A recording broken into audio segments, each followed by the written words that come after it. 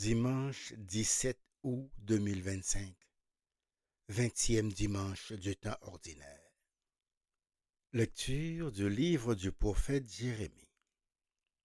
En ces jours-là, pendant le siège de Jérusalem, les princes qui tenaient Jérémie en prison dirent au roi Sédécias que cet homme soit mis à mort.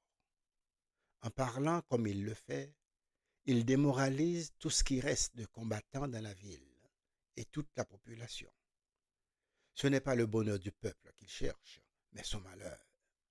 Le roi Sédécias répondit, « Il est entre vos mains, et le roi ne peut rien contre vous. » Alors ils se saisirent de Jérémie et le jetèrent dans la citerne de Melchias, fils du roi, dans la cour de garde. On le descendit avec des cordes. Dans cette citerne, il n'y avait pas d'eau, mais de la boue, et Jérémie enfonça dans la boue. Ebed-Mélec sortait de la maison du roi et vint lui dire, « Mon seigneur le roi, ce que ces gens-là ont fait au prophète Jérémie, c'est mal. Ils l'ont jeté dans la citerne. Il va y mourir de faim car on n'a plus de pain dans la ville. »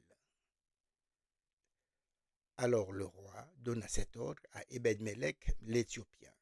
« Prends 30 hommes avec toi et fais remonter de la citerne le prophète Jérémie avant qu'il ne meure. » Parole du Seigneur.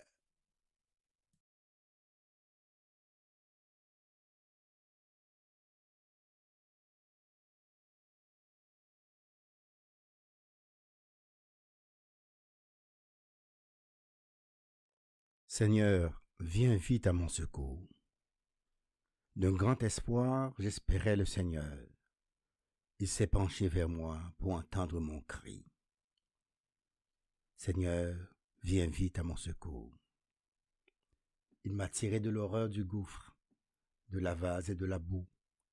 Il m'a fait reprendre pied sur le roc. Il a raffermi mes pas. Seigneur, viens vite à mon secours. Dans ma bouche, il a mis un chant nouveau, une louange à notre Dieu.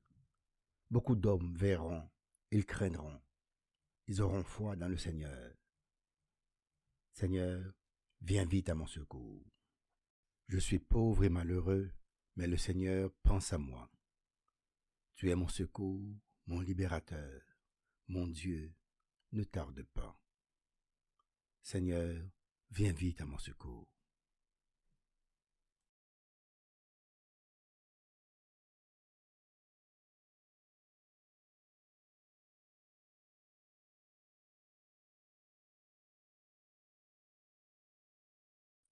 Lecture de la lettre aux Hébreux.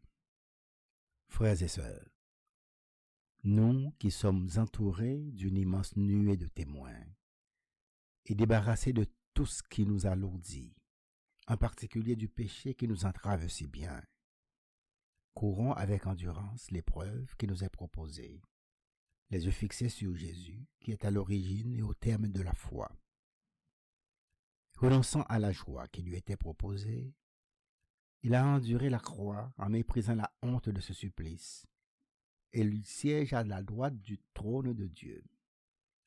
Méditez l'exemple de celui qui a enduré de la part des pécheurs une telle hostilité, et vous ne serez pas accablés par le découragement.